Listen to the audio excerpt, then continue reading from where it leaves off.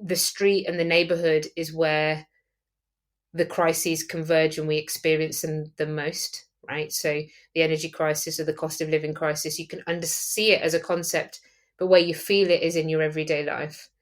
And so for us, we feel like there's a huge amount of agency and action and moments where you can demonstrate other futures possible at this scale. So we wanted to really interrogate the neighbourhood as a unit of social change more deeply. And so Civic Square was born.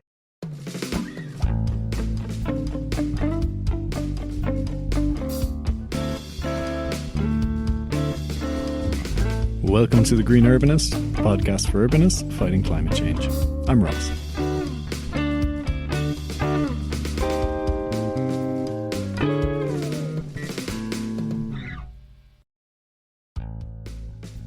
Hello everyone. Today's episode is a conversation with Immy, Kavita and Charlie of Civic Square. Hi, I'm Immy. I'm one of the co-founders at Civic Square. We're based in a inner city neighbourhood called Ladywood in Birmingham, and we are looking at neighbourhood and civic infrastructure for 21st century neighbourhoods. And prior to this, I co-founded Impact Urban and part of a collective called 00. Hello, I'm Kavita. I'm a environmental engineer turned, aspiring ecological economist, I guess, is the phrase that we're going with. But I'm the regenerative economics researcher at Civic Square, and really thrilled to be here. Awesome. And Charlie? Yeah, hi, I'm a recovering architect. I'm mainly working in the sort of, as a designer for Civic Square now, focused on the neighborhood transitions demonstrator, which I'm sure we'll get into a bit more later, but mainly it's looking at how the built environment is incorporated into just transition. So Civic Square have been doing amazing work around systems change at the neighbourhood level in Ladywood, Birmingham, where they're based. Their main projects to date include creating a Neighbourhood Doughnut based on Kate Raworth's Doughnut economics concept, and exploring the invisible infrastructure needed to transition their neighbourhood towards a sustainable future. We also talk about the Civic Square, which is a public space and building that they're designing at the moment in their neighbourhood in Birmingham. If we talk a fair amount about doughnut economics, not exclusively, but we do talk about that concept. If you've no idea what that means or you've never heard of it, I have done an episode on doughnut economics in the past, just as an introduction. The link to that is in the episode description, so if you want, go there and listen to that first or afterwards. It's definitely something worth exploring. It's really, really interesting. We also talk about in this episode, we have a long chat about how they are funded and the difficult reality of engaging in this kind of work, like meaningful systems change work that doesn't come with a blueprint, as Immy says. That's really, really interesting. So, hang around. After about the 20 or 30 minute mark, we get into that question, which is a really good part of the conversation. Okay, this is a longish episode. So without further ado, enjoy this conversation with Civic Square. Okay, fantastic. Well, there's loads of stuff we have to talk about, but I guess let's start, maybe get a bit more information on what is Civic Square and where did it come from? Why does it exist? Maybe over to you, Immy, to start, kick that off.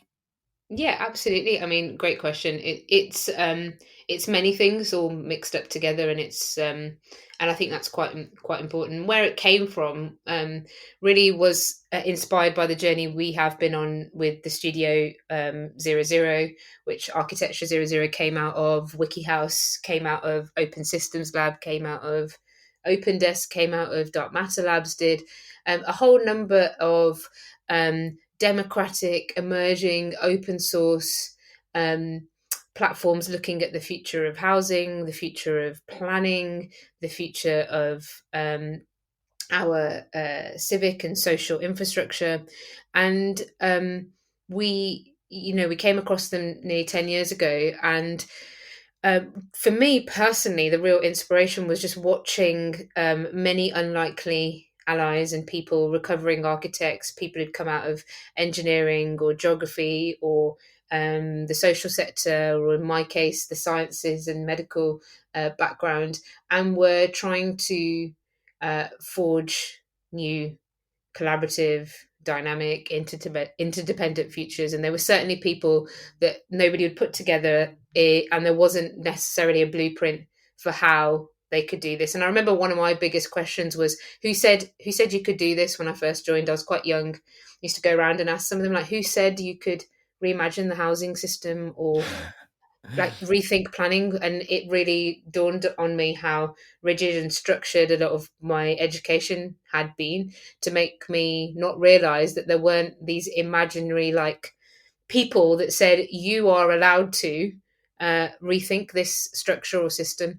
And so that's like a lot of the foundations. And obviously, telling you a story of 12 years in a couple of minutes is not easy. So there's loads more around that. But we were really inspired by watching these collaborative, dynamic, interdisciplinary groups of people come together and create work where there was no blueprint for that work yet.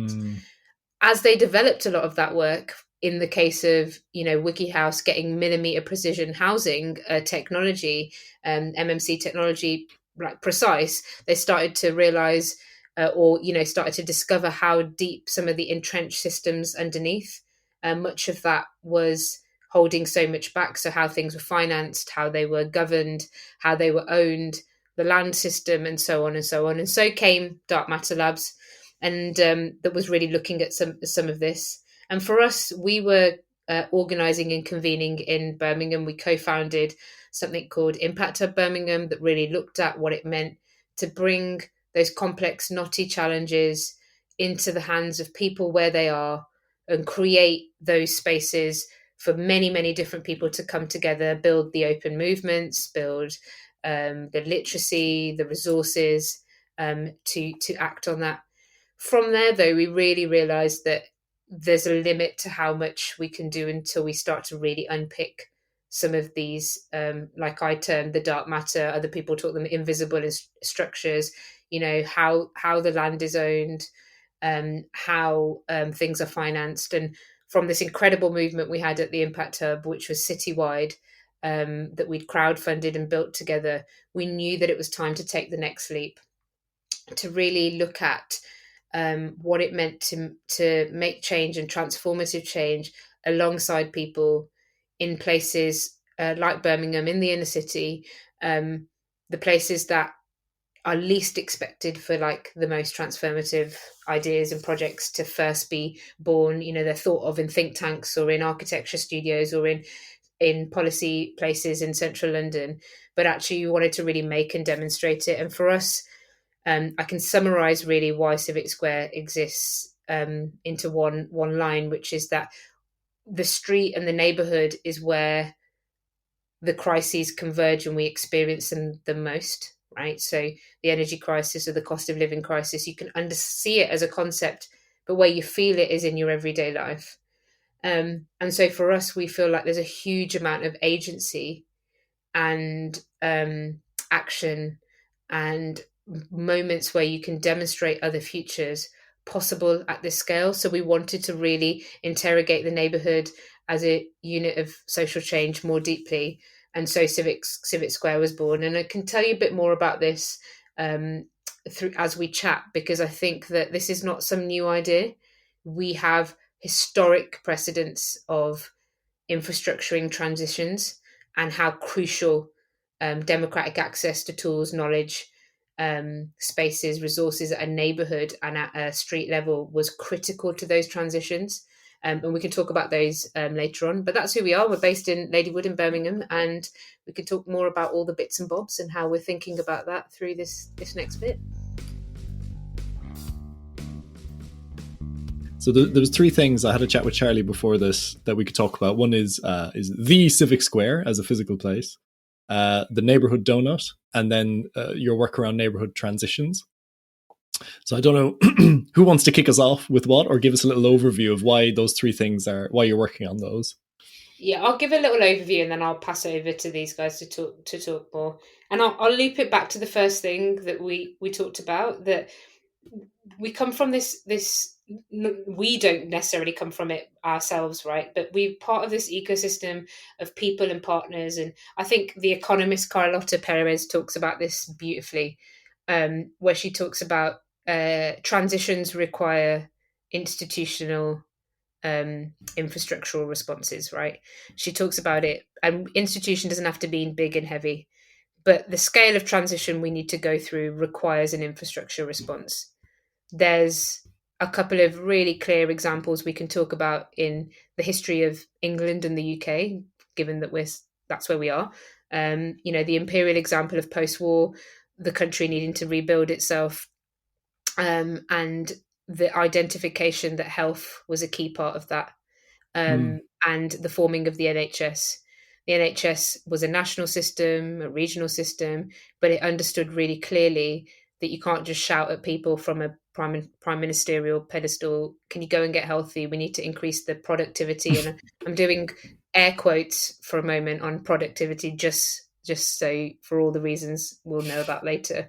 But they built the neighbourhood GPs, right, which was the democratic access to health, the tools, resources, and any appropriate expertise that was required at the scale of the neighbourhood. The same is true of the community libraries compared to the learning shift that happened in the transition between more manual and industrial work towards more technological and information based. In the end, when you need a whole society to transition to get smarter or to get healthier or to have more appropriate responses to the current conditions, you would need to be able to support that in significant ways. And you would have to, in the end, whatever side of the political spectrum you're on this, people have to have access to the tools and resources to be part of that. And so for us, Civic Square is about this story. It is what is a 21st and 22nd century infrastructure required to give people in their places democratic access to the tools, the resources, the expertise, the convening, and so on and so on. Because, like the community libraries before it, like the GPs, you have to have that within close distance of where you are to be able to meaningfully engage.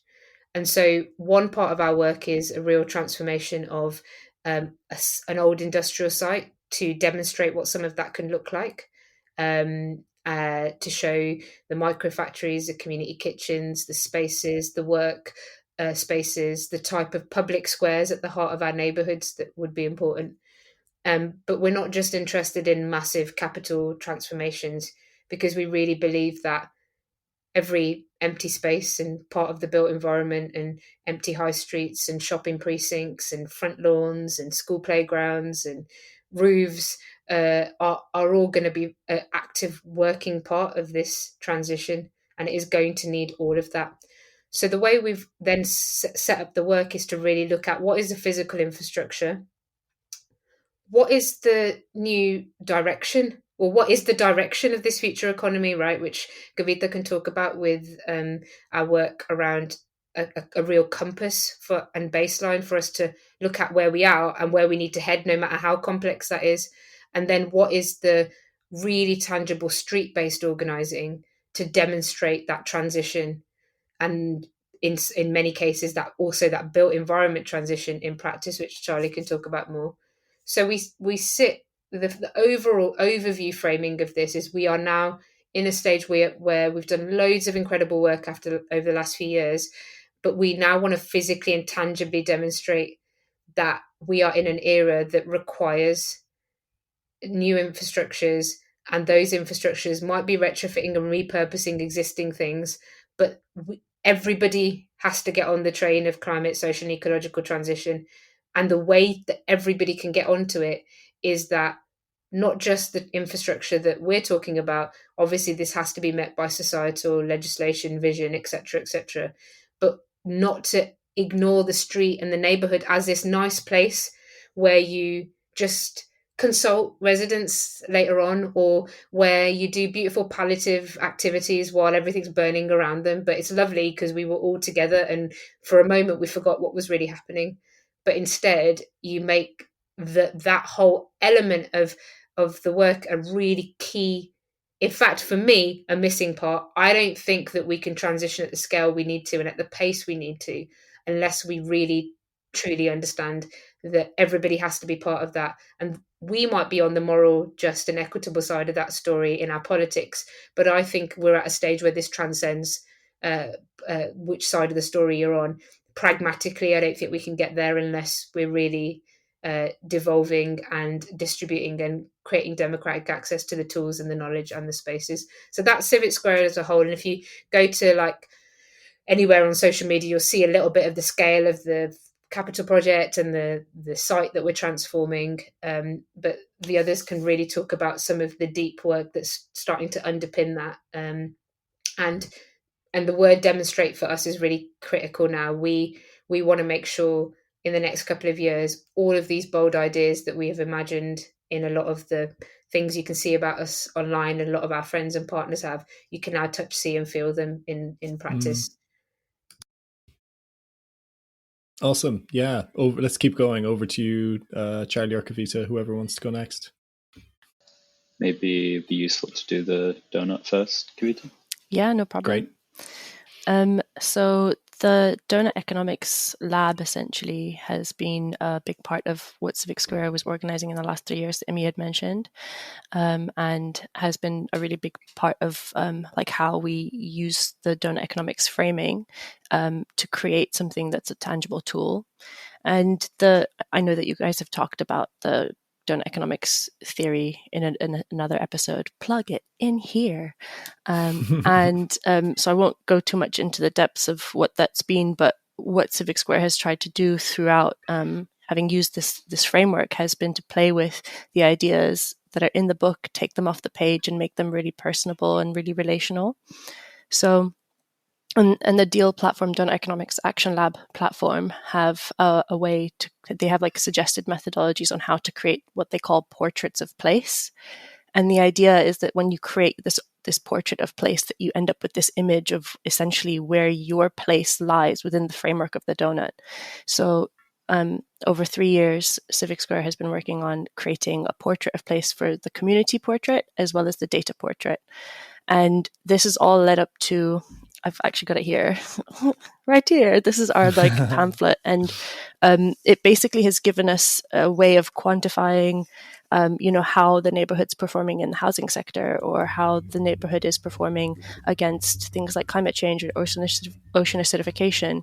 And once we have this image, which it's like a relatively incomplete image because we have a big design challenge of trying to get all of the components of the donut into this image that's really like coherent. But once you have this image, it functions as that compass that Immy mentioned.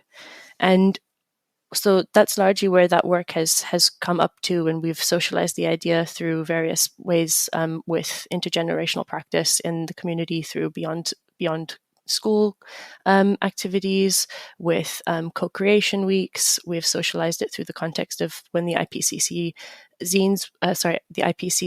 AR6 reports were released in late 2021 and 2022. We socialized them through street parties and our co-creation weeks. We created zines. All of that was done through the idea of like socializing what these concepts really mean and getting people's literacy up to a place where these concepts are no longer alien and are something that people can really act on. And then we did the data portrait, which is largely where I worked last year. And we've created this report. And now the next stages of this is kind of using that compass that we've created to get into like what Immy said earlier about like the rolling up your sleeves next stages of trying to figure out what that next bit of coherence is. And so what we envisage happening over the next couple of years is to really take each elements of the dimensions, they're called. So something like housing or energy or air pollution, these are all dimensions within the donut. We're trying to think about how we take those into deeper stages of exploration and understanding how to engage community members and neighbors and other practitioners in the area to really get them to places that people understand their deep interconnections with the other areas, the other dimensions, in a way that's that's about people's lived realities, and be that being a way that we can create much more depth to these areas. And there's a couple of things that we're hoping to do within that. And I'm happy to talk a little bit more about that if that makes sense. But yeah, we're really trying to think about what the next stages of that coherence building and making it about people really is. And it's deeply also connected to the transitions work. So the transitions work and the neighborhood donut work are really like deeply interlinked. So I don't know if now's a good time to explain a little bit about transitions, Charlie. Yeah, so I think holding that idea of the neighborhood donut work as kind of like a compass is really useful, because it essentially gives people organizing at the scale we're organizing at a much better understanding of how to position themselves and direct the work that they're doing, particularly when tools like the donut economics framework, while they are incredibly useful, they are typically held at the sort of like state global level. So from the point of view of people trying to organize maybe like the grassroots scale, for example, it's hard to make the most of these tools. So I think neighborhood transitions is an example of how we can take the neighborhood donut as a compass and really use it to inform what we're organizing around in our sort of homes and streets and neighborhoods. So I think going back to the kind of language of the demonstrators, I think neighborhood transitions is about looking at a section of the built environment near where we're based in Ladywood, Birmingham, as a demonstrator for how the built environment can transition as part of the wider just transition that we know has to happen. And again, I think revisiting that kind of historical precedent of the NHS is really instructive here, because the sort of the organization that became the NHS was originally the Tredegar Medical Aid Society, and this was a sort of small scale, philanthropically funded and working class organized medical facility in South Wales that presented a model. It was the demonstrator for what eventually became a national program of the NHS. So in this very neighborhood, small scale context of South Wales, this medical aid society were able to demonstrate what socialized healthcare could look like and the sort of contributions it could make.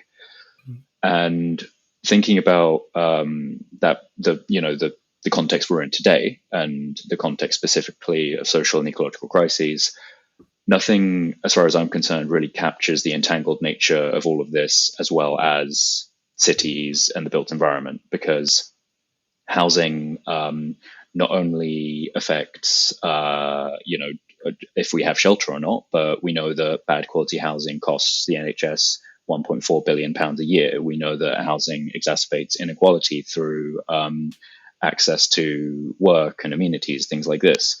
So everything we talk about through tools like donut economics is manifested in the built environment tangibly as these dimensions, like Kavita was saying.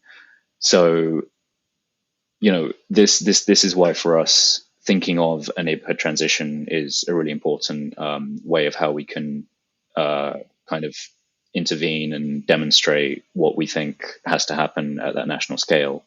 So to get, just very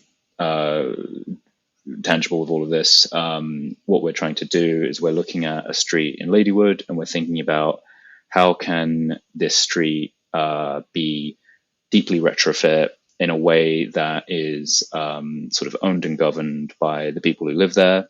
So when we say deep retrofit, we're not just talking about slapping some insulation on the outside of the house. We're talking about things like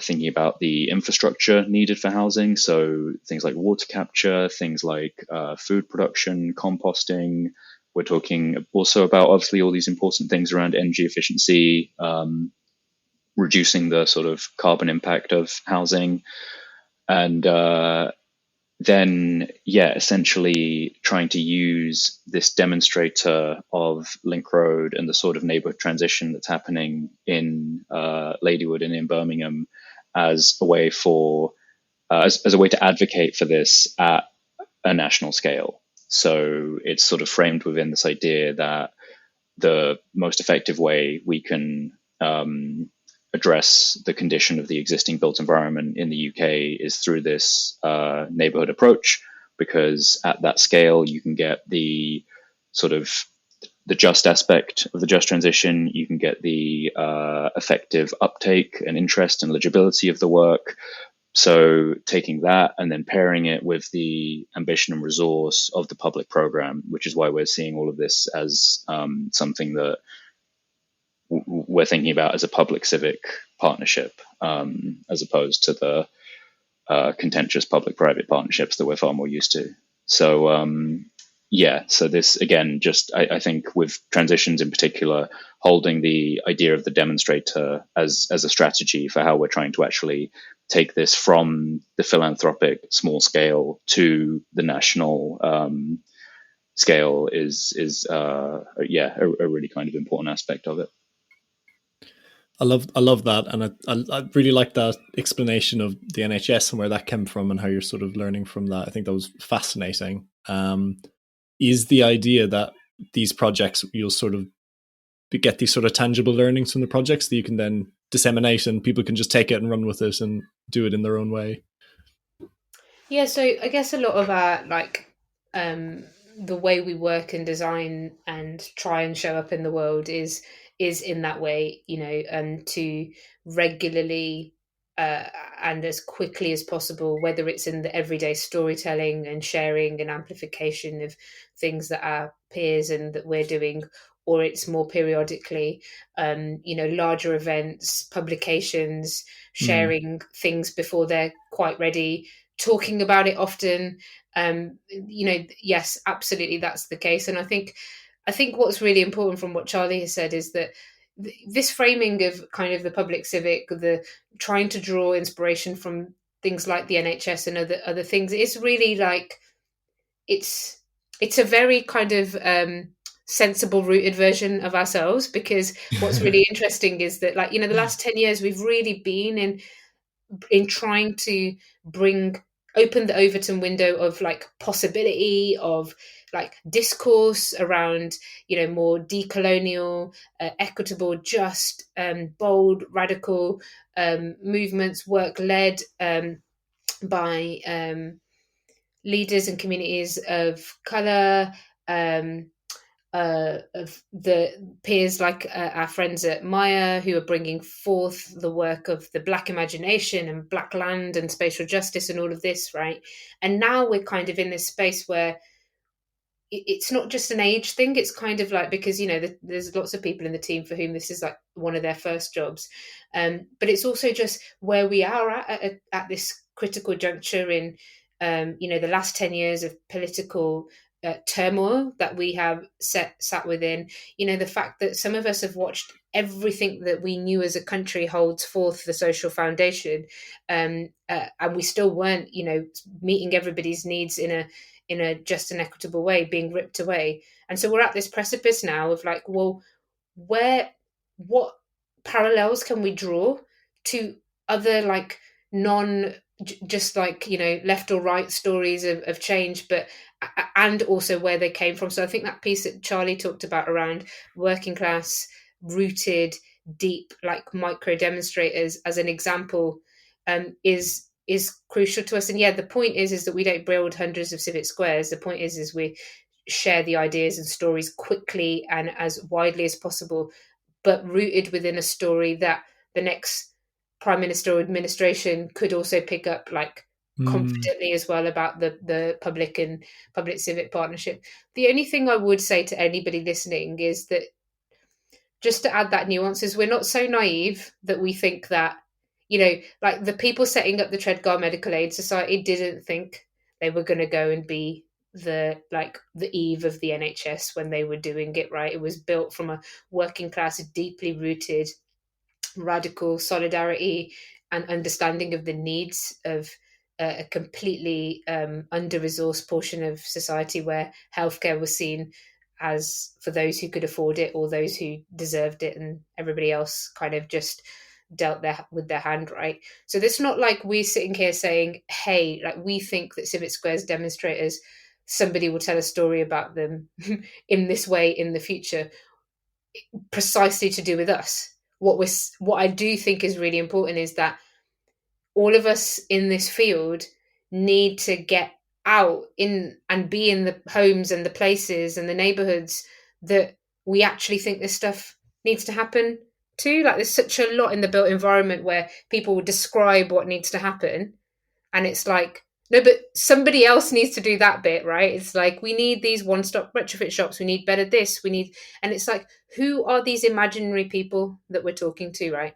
For me, it was always about being able to now distribute ourselves and get into a place that was legitimate and home for us and actually build some of that. So it's kind of also encouraging others to lean even more to the arc of demonstration, to influence policy, to think about their own integrity and legitimacy in this, and get out of that office and go and see what it means to try and build that thing somewhere, and not just sketch on a piece of paper that some this imagined community person is going to build this movement, or this imagined person is going to go and like consult or build the retrofit shop or care or to transform the front gardens. It's kind of like this story between radical grassroots organizing and structuring that into a societal shift, but not pretending that we can just do that sat in our offices describing on paper to others this imagined change that's going to happen once we all get the money organized and the ideas right. And so yes, it's like a mixture of those things. It's an open source methodology, but it's also a real encouragement to people to roll their sleeves up and maybe radically reconsider how their practices are set up. Like, is it right that we're just sat in the same model, producing reports and talking about policy recommendations for other people to build? And the greatest example, I would say, in the UK of this right now is the work done by We Can Make in Bristol. Melissa Mean has done some stunning work on what could really make a big dent in the housing shortages that we are currently facing, the housing crisis that we're currently in, by demonstrating in a council-built estate in Norwest an incredible way that people who are unhoused or in overcrowding or in poor quality housing can create a new supply of land and use MMC to build it. And she's just completed the first 2 homes with 3 wonderful neighbours in Norwest. But alongside that has a set of policy recommendations that could make this infill and small site housing revolution get unlocked, has demonstrated it with people, has shown those that nobody in the mainstream discourse would be pointing to as leading the housing innovation revolution. And so it's about that mixture. Open sourcing, yes, but I've never seen the endless toolkits to people make them be able to do that next bit, which is figuring out where they are legitimate to build or to get more hands-on. And I just think that there is a real call to this whole field and sector to like know the role of influencing policy, government, creating big picture visions and huge buildings and huge moments, but also know the role of like not just othering this responsibility onto some other person that you think is going to make this idea that you've written in your report actually happen, because it's really humbling to get down to the scale of the neighborhood and see what it means to just manifest any of that. And of course that is massively held back by the socioeconomic societal and legislative backdrop. But to say that I think we can influence that far better by being able to show people things that they can touch, see, feel, experience, not just merely policy recommendations in a report, although they are really important. This is not a bashing of policy wonks. We just it needs to go a bit further. And that's the kind of breadth, I would say, between open source demonstration and not othering this responsibility to this imagined other person you think is going to bring your report to life, and really engaging with how that might happen. Well, maybe I'll ask the obvious question first, which is how are you funded? We'd all love to get into systems change, but how do you actually do it without someone, earning a commercial fee for it, in a sense? Great question, and I think this is a really important one. And the last podcast I did on this, I was quite brutally honest about this, and I thought it was going to all. I thought that podcast would fall apart and people would really be disappointed on Twitter, but actually, it seemed to have got great feedback. And so I think this is a really critical question, because there's a whole story about how I think it should be funded. How I think we grow this work, but in reality, how a lot of this work happens. And so people like ourselves, prior to Civic Square, and I'll share how we're funded like now in a moment, there's not some magic story. Like there's not this magic like tree of money elsewhere that those that leave architecture or leave the big corporate industries go to. They shake it and there is all the like funds for them to go on this other journey. And I have to say, one of the things I'm really, really grateful for is I learned this quite early on. I remember one of the first conversations I had with Indy Johar, who after I'd got over the like, who said you could do this, right? Like, I don't get it. Like, who said you could do this was really clearly, how have you made this happen? And we know there are entanglements of all sorts of things, right? So in a lot of the building of this work, I think the reality is people are doing a couple of different jobs. First of all, sometimes they're teaching and they're doing a job like this, or they're doing something else at the weekend and they're trying to like find how to make this work happen. And over the first 10 years, between watching a lot of, and it's tied up in privilege and can you live with your parents and can you do all of this? Like there was a lot of that in the first 10 years of this work. We crowdfunded Impact Hub. We ran it on revenue that we could generate and then reinvest that back into any little extra bit that we could find, reinvest that back into things we wanted to test to try and build a runway of legitimacy and like projects that actually could be funded in a bolder way. So there's like this journey, and I know that others from Open Desk, from Architecture 00, there's a mixture of getting commissions, getting pieces of work you want to do to be able to do something else, a lot of personal investment, collective investment. And so there is a lot of, there's a really bumpy journey, I think, in how things like this are born. And then we had sort of 4 or 5 years being quite lowly paid, but earning revenue from the building that we ran. And reinvesting that back in. And what that did as a group of largely people of colour trying to organise and lead was build a legitimacy that allowed us to start talking about larger interventions, larger things that we wanted to see and do. So, and this might not be the sexiest way you want to hear about this. So somebody gets to them, they're like, what the punchline of this is that you've worked for hardly anything for 10 years. For funders to then say, oh, we believe you, right? And so I'm just being quite honest, because I do want to like demystify some of this. I want to demystify how people think a thing like Dark Matter Labs or Civic Square comes to life. There's normally like this small group of people who've done absurd things for a long time until they catch enough of a wind that peeps are like, hey, okay, we can invest. So we are very gratefully on a little arc of that journey now, where at the end of Hub, we went to a number of philanthropic funders and said, we need some research and development funding and time. And so we had a 3-year runway. For us, Paul Hamlin, the National Lottery Community Fund, and Esme Fairbairn stepped forward in that first journey.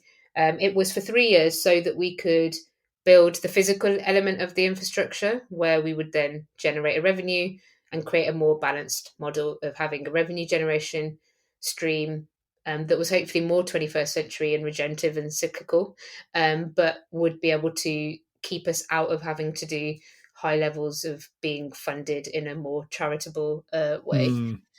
And that's where we are now. But the pandemic affected that quite a bit. So we're just about to go into another small extension of that to give us a bit more space as the development of our physical site comes back to life.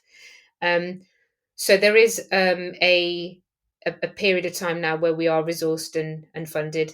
And I can, there's other ways that other partners of ours are a mixture of commissions and funding, a mixture of consultancy and funding. But I would say that this is an emerging space. Creating work that there is no blueprint for is very, very hard to get funded. And as particularly organisers or leaders of colour, the journey to legitimacy is significant, right? Like you have to, like I've had to really overly prove myself to be able to just even exist within this space. But more exciting than that is that we have like lots of journeys and work that we are doing about how we think this could be funded, and how this work in this interim space needs to be resourced. And there are the emerging like green shoots of some of that starting to come to life now. But I always think being a bit honest about this is important, because someone out there is going to be like, how can you do this? And it's like, there isn't just this other world that exists that you just go knock on the door of and then you're in. Unfortunately, is like a real, and it's really inaccessible if you don't have something or someone or a job or a parent or something that you can live in. Is this, you can't just magic this out of nowhere. And certainly like our journey of that has been bumpy, but also we're really lucky to have the resource now that we do. But it doesn't come without some real, like, I'm really disappointed at how much as a field we are having to fight for something more than 1, 2, 3 year project funding at a time where we've got to step up as a generation like never before. So yeah, that's a little bit of us and how we're currently funded and hopefully where we're moving towards. That's really interesting. And I think maybe an interesting question to think about is for people who are maybe at the beginning of the journey, would like, if you were back at the beginning again, would you do it all over again? Or knowing what you know now, would you do things differently? And what advice would you give? It's really, I've got a Twitter thread that I was just drafting about this. So yeah, I actually really do. And would I do it all again? Yeah, I would. As much as that pains me to say it, and I can see my colleagues laughing their head off because I've just gone through like quite a difficult year. And I have to say, even if I did it all again, I absolutely would. I have to say that, as I believe as a generation, we are like relatively privileged. Even though we are sitting within systems of oppression as people of colour in this country, like we are relatively privileged and resourced compared to like most of the world, right? And I think not only has it been the work of my life, the privilege of my life, I think it's also a responsibility. It really is. And I would like a softer and slower life, and I'd love to be the dream of my ancestors, but I'm pretty sure my ancestors would also talk about this being like how you show up in the world is context specific, and we're in a crisis, and we've got to do everything we can with that. And I use the word crisis with some like connotations as well, but like, yeah, I would. And my advice would be twofold. This is going to take everything you've got. It really is. Building work that has no blueprint is going to take the most radical amount of relationality with your peers. It's going to take you to transform yourself and work in a way that makes you deeply uncomfortable. The wins you're going to have and the moments of joy and hope that you can create not only for yourself, for your peers, but for those around you are unfathomable. Like, there's no other work I've ever done that brings as much joy and as much satisfaction as breaking through like a moment where things will never be the same again as a result of that, and you're moving that you've made the next part of the blueprint. So I do think this is the only way to find like joy and satisfaction in the world we are currently in this country to through work is to find a way to liberate yourself in the scale of challenge that is coming, and to surround yourself with peers that are on that journey. And that might be hard. It might be harder than comfortable truths that linear management and work tries to tell you to keep status quo going. But once you're in that, it's incredible. It's been the hardest work I've ever done, but I would never go back. But I would say my advice would be is that when you first go into like organization, like there's a lot of organizations now this last 10 years, there's so many places you could go to work. Loads of our peers, wonderful people like Healing Justice, We Can Make, 00, Dark Matter Labs, Centric Labs. Compared to 10 years ago, there are so many people I could point to go, they're doing radical work and wow, they've built something where they're hiring and so on. But when you get to that, I really, really would make sure you spend time with the people who've done that work and understand what it's taken for them to get there. Maybe not necessarily treat them the same way you would a corporate, huge profit extracting architecture firm, and really ask them about what their journey has been and what it means to join that journey. Obviously make sure they don't take the mick out of you, or they're not extracting you for like huge amounts of profit, or they're treating you really badly or paying you badly. But I can say in the field that I've seen, this is not necessarily what's happening.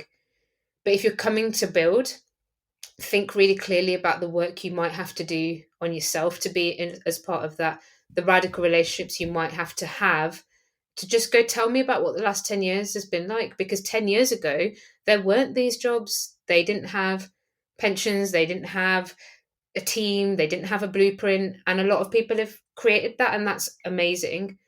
And it doesn't mean that there is a gatekeeping and it should just stay the same. But building something is quite different to being employed by a linear pathway.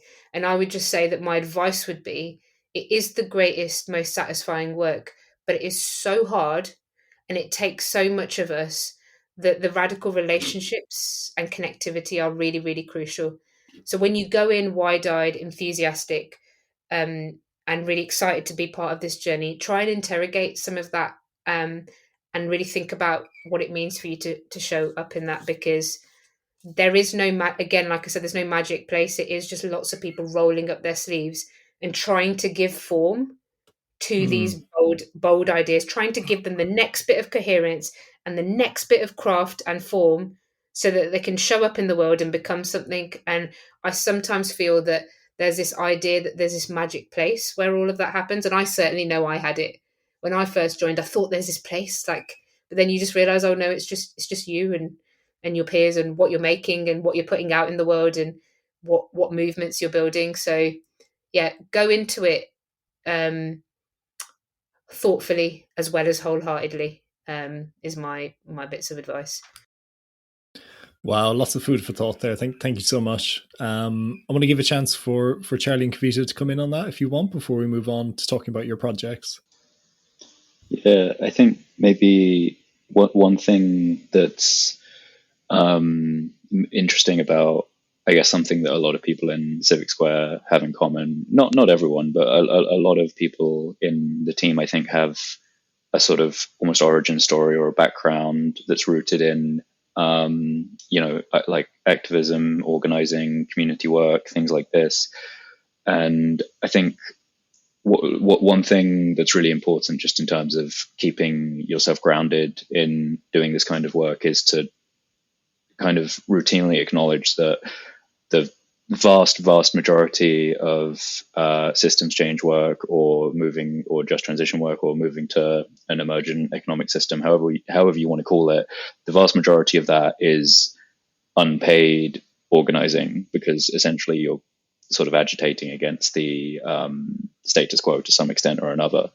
So I think one thing that is really great for that kind of radical organizing and relationship building that Immy was talking about in Civic Square is that a lot of us come from a place where doing that kind of work is you are just doing it usually at a cost to yourself, your free time. It's almost never paid, and it's so I think then being able to step into a sort of organizing environment where you know there is this kind of like that there's been this long process of building and kind of getting through that to a point where there is resource and there is support and there is, like Immy said, pensions to actually do this work in a resourced way. It is, it is a privilege, and I think it is absolutely something that we're all kind of constantly reminding ourselves of and constantly thinking about how we can best leverage that privilege. But it's interesting. Like, obviously you don't want to get into the place where you're sort of putting this in such a sort of special environment that it becomes destructive to yourself. But at the same time, I think it is really important to acknowledge that most people doing this kind of system change work just do it through activism, or they do it through community organizing or mutual aid, things like that. And it's incredible to be in an environment where we are resourced to do that. Yeah, absolutely. I mean, I don't have a lot to add to that other than, the integrity that we're trying to bring with the privilege that we do have. And, Immy spoke about being relatively privileged in the wider global context as well to be able to do this work. I mean, it's really significant, the position that we're in.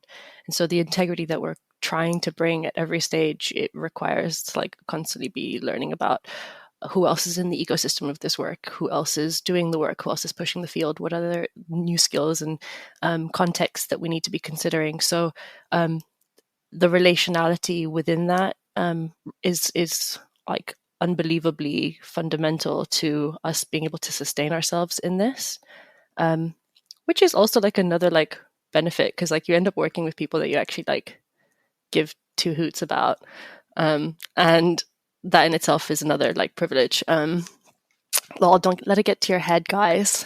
I was going to say, oh, thanks, that's so nice. I was like, just two hoots? Oh, damn, okay. Where's my third hoot?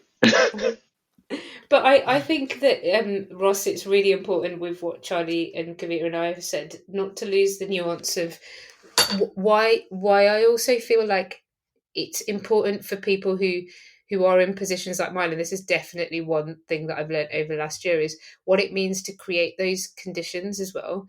Because what can happen is you get to like some sort of savior complex of like, don't you know what I've done to create this, right? And that isn't the story I'm trying to tell here, because that isn't necessarily everyone's problem, right? It's about and especially that doesn't translate well when, if architects are listening to this, or big companies are listening to this. If you extract, and then Charlie does this language really well, but if you extract labor from your employees to take a shareholder profit, and then you're telling them to come in and be like, do you know what it took me to build this, and now you guys should be like, that is not what I am talking about here. Okay, do not take this lesson from this. What I am talking about is the arc of organizing and work where you're trying to build democratic structures, fairly equal pay, or pay according to responsibility, much more democratic, open organizing. You're trying to create a way for this not to become the thing that you do in the evenings or weekends while you do your main job to pay your bills. When you're in that, and there is an absolute deep like commitment to building a democratic space to work and organize, even though that might not be perfect in a world that is like employment law doesn't necessarily lean towards the arc of justice, is basically that it's within that we need to think about how we're showing up, right? And that's why I don't want people to take the wrong thing from here, because a lot of toxic, particularly masculinity, can be like, hey, I built this thing, you don't know how hard I worked, and you guys need to come and be. That's not it.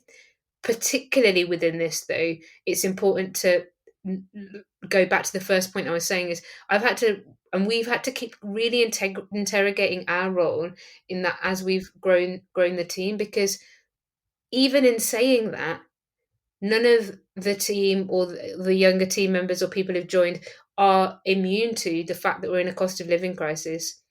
The fact that our salaries might be better than they were when we were on naught or £100 a week or something, but they are nowhere near what like uh, the mainstream pay would be on these sorts of things. And this is where I do think, like, my conversation back to the early funder point is really clear, which is that we have to resource this work better longer term, because I have just seen years and years and years of brilliant people take other routes that weren't, let me just build the biggest career I can by myself out of this, to do this more collective and collaborative work that is pushing boundaries. And it comes at a cost. It comes at a cost always. So what I said before in my advice is also, like, it's not a one-way thing. If you are in stewarding a team or you're in that space, there's also a lot to be done to figure out these balances that you're holding whilst you're trying to build from a privileged position and with resources, but also to look at the wider socioeconomic context. We are in a really, really difficult place, and these last 3 years, for certain, over the last 12, have been the most difficult in managing so many of those health, well-being, economic, pay, just like everything is really, really hard. So I'd say my advice goes both ways, not just to those looking for what to do, but also really interrogate who you are within this, okay? Because I do not want to hear like some founder of a massive practice who's earning 200 grand a year and taking home £1 million a year for his shareholders saying, I heard Immy Kaur say on a podcast somewhere that, those little youngsters that are coming in, they should be damn grateful what it took to build this thing. No, that's not what I'm talking about. I'm talking about organizers, movement builders, people who are trying to build democratic organizations, how difficult it is in this context, what it means to resource it, and then what it means to be someone who shows up into it and says, I want to build, but also has to recognize, like, this is not going to be that easy either. And it's not just like a job. It's just not like every job that you're going to find where you can just go to HR with every problem, and every time you need a pay rise, there will be one. And every time, because it is just people who were trying to say, is there a better way for us to do this? Like, is there a way that we can do this not in the evenings and weekends? And I think that's like, and it become our work and our life. And is there a way that we don't over professionalize it to the point where it loses its radical and revolutionary roots? Because naturally that does happen as well. And these are just contradictions we sit within, and to interrogate them with the people you want to go and work with, and not see yourselves outside of that as in, well, they're the bosses and we're the employees, they can figure all that out, because that's not actually true in this typology of work. And I You're can telling say me that you're for not a certain. CEO. I'm not a CEO, and No girl boss. no girl boss over here. And you can see that, like, if you go and talk to any of our peers over the years, founders, people doing this, they're all grappling with these same types of ideas, a sense of real responsibility to the next generation of this work, and just a person who was like, maybe we should earn a bit more and have safer conditions to do this work, and maybe it'll be good that it's like more legitimate and recognized by the field as work as well. So yeah, those just some clarity points, because I know this little conversation can really get lost in nuance once you're listening to it as well, and I think it's really important to be able to think about that. Yeah, thank you for that. That was brilliant. Does anyone want, in the last sort of few minutes, do you want to briefly touch on the Civic Square, that sort of physical space, and then we can do a little wrap up? Yeah, we can do. I mean, Kavita, Charlie, and I have been working in this in different ways, and like I said, we've got a large kind of abandoned public kind of old industrial site that happens to be conveniently shaped as a beautiful square at the heart of the neighborhood that was due for demolition, and then was due to have housing built on it, and then we made a bit of a case to the private developer to turn this into something better. And they were like, okay, you can have a 5-year lease. we were like, no way, we know exactly what that story is. Okay, you can have a 10-year lease, no thanks. Okay, what about 100 years? Okay, that's maybe a start. And now we're in a journey of buying the freehold, because we want to fundamentally rewrite some of the rules underneath that. And if we had, like you said, if we had all afternoon, we could talk about this idea of property rights, finance, governance, all the dark matter invisible in structures that impact that. So there's a piece where we're trying to craft a new covenant that is donut inspired socially and ecologically, that would sit underneath that site. And then practically, what are the modules, like we said, of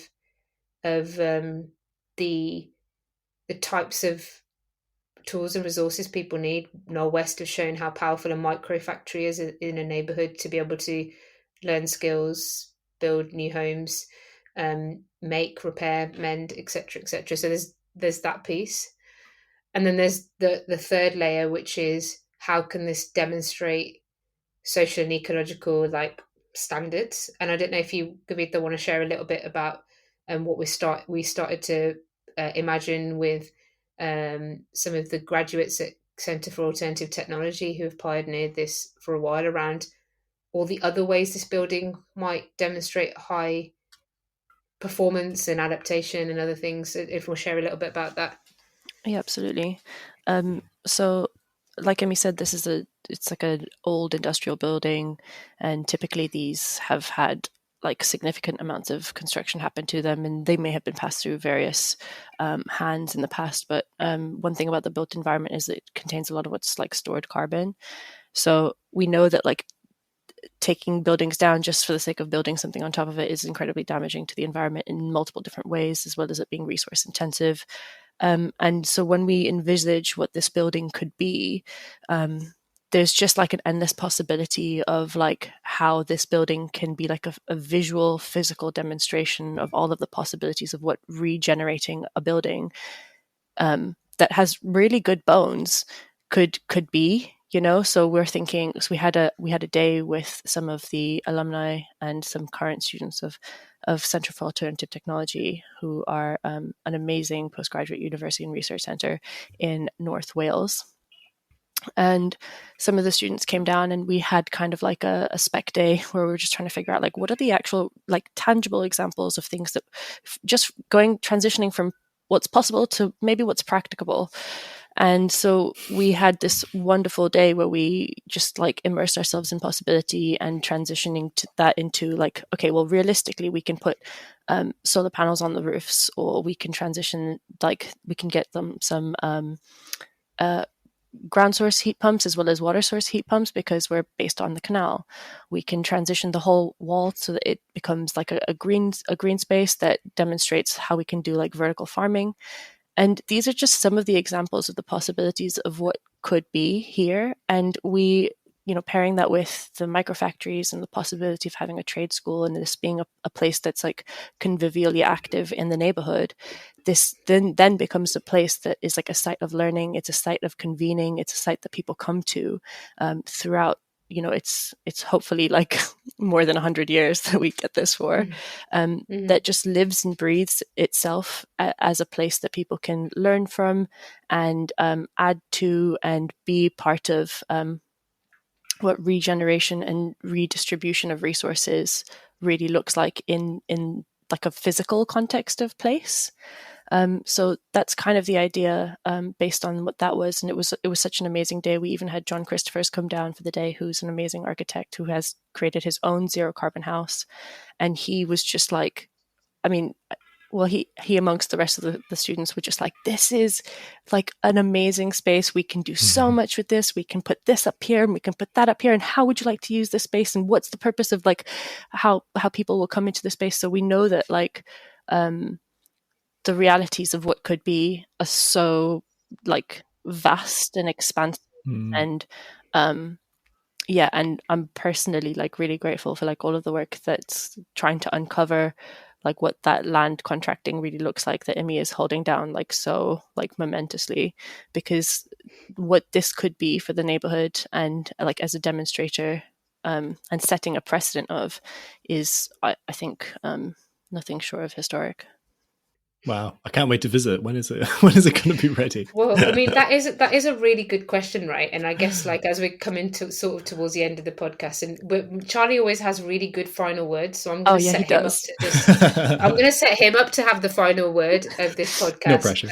So feel free to say whatever you like at the end, Charlie. But yeah, like I think that piece that Kavita just talked about, and what we're talking about here is, at the fundamental heart of this, we have number one had a horrendous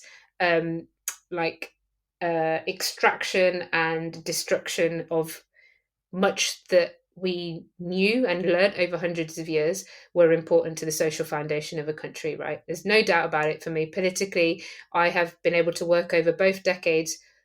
It's been a total joke this last decade, and it's made everything more difficult. What that has led to it's led to us having an eradication of our imagination.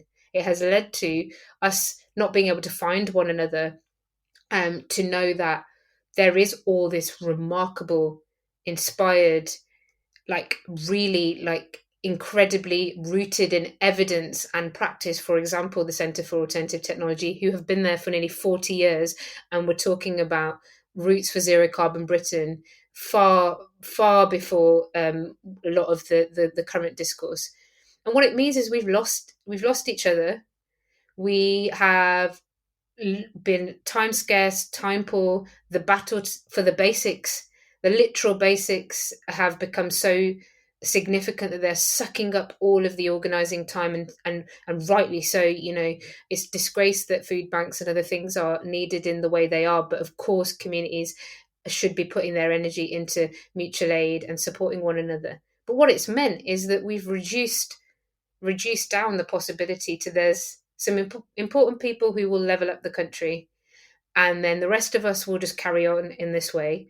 And then you have moments like what has been convening here over the last 3 to 5 years, what's been happening in Northwest, where you start to realize, no, hold on a second. There are people from across many different disciplines, many different environments, who believe something much bolder, much better, much more dynamic, just, equitable, regenerative, inspiring is possible. And when that happens, and the reason why we want to demonstrate that is we want to show that there is so much work happening already that is, if it's just orientated, and if we can find our collective confidence and imagination and resistance again, that there is a possibility. And I know it's really difficult with what all the science is showing us, but we should never give up to it being too late to dramatically and radically shift. And I think in the West, if you can't imagine yourself compared to the floods in Bangladesh or what's happening in Pakistan right now, because it doesn't feel real to you, then look at what's happening in places like America in the extreme weather. Our built environment there is becoming places that people line up their sleeping bags as disaster management centres, as people's homes are destroyed, and so on and so on. And so for me, there still really is a chance to do something remarkable. There is the talent and the skills and the imagination at all scales of society that has been purposely pulled away from one another, has been under-resourced and separated. That, what we want to do is show here in inner city Birmingham, look what could be possible if we just thought about it differently. And so what Kavita was saying there, and what you probably heard from Charlie, is for us, the donut isn't this project. It's not this project over here. It's like a fundamental compass that says, if that's that horrible picture that you saw of everything overshooting in the red of our donut, and you can see it online, what would it mean for the building to, like Kavita said, generate energy, capture water, be socially radically appropriate to the neighbourhood that's around it, be adaptive to what's coming, to extreme temperatures, to potential drought, to many other functions our built environment is going to have to support us to convene around in the future. And I just want to say that really clearly, that it's one thing doing a capital project because you want to put your name to something and say you built that. And I just think that's literally the opposite reason why we want to do this. I really, really feel like the last decade has been devastating for the collective imagination and the collective solidarity of these movements. And we are all out here, and we are so lucky at Civic Square. We get to meet them so often, and we need to find one another, and we need to manifest this. Not so radical, like it's not that radical. Like, we know what we need to do. We need to manifest it. We touch it, see it, feel it, talk it, rehearse it into being, so that we can really, really capture, I think, an opportunity, hopefully in the next decade, to turn this around. And I think if we don't believe it, if we don't believe that, then fundamentally we are just going to keep building the same things until it becomes absolutely untenable, at which point we will then all just become disaster management people. And that's what we should be preparing for. And so, yeah, I really appreciate what Kavita said about those CAT students, because that's just an example. Like, there is so much imagination and possibility, and we've got to find it. We've got to find it amongst ourselves, and the most privileged and the most resourced really, really need to as well. But I'm actually not really a professional or have learned in the built environment in my life. I've just been enamored by possibility and completely frustrated forever. Why have we not brought this into being? And that's just what's inspired me. So I'm actually going to hand over to my built environment expert colleague Charlie to have the last word and put on behalf of us, and see what you have to say, Charlie, to wrap us Go up. off, Charlie. Give us the mic drop moment. Yeah, no pressure. There's already been 2 mic drops, like, from you two, just casually, bigging me up for the final bit. It might be a total setup. No, for sure. Okay, well, we'll rate the mic drop after you've done it. No, I should have bought an air horn just to, like, add some extra gravitas to when I'd say absolutely nothing. But I guess maybe taking a step back and thinking from the perspective of, I guess, like, predominantly sort of built environment people who might be likely to listen to this. I think if in listening to this, your kind of conclusion is that the only way to work towards the just transition is to do it through a sort of philanthropically funded organization, that's definitely not the only way. I think, as much as I'd love there to be an absolute wealth of opportunity to do this kind of work, there's simply not enough of this kind of funding in the world. So you have to identify what your position is and how you can best kind of leverage your position towards doing this kind of work in one capacity or another. Mm-hmm. So, particularly in the built environment, I'm always shouting out the Architects Climate Action Network, who came to the same realization of, we are not doing the kind of work we want to do in private practice, and we fundamentally cannot do the kind of work we want to do through private practice. So we're going to organize beyond the boundaries of design practice in order to try and make that kind of work possible through a more political process.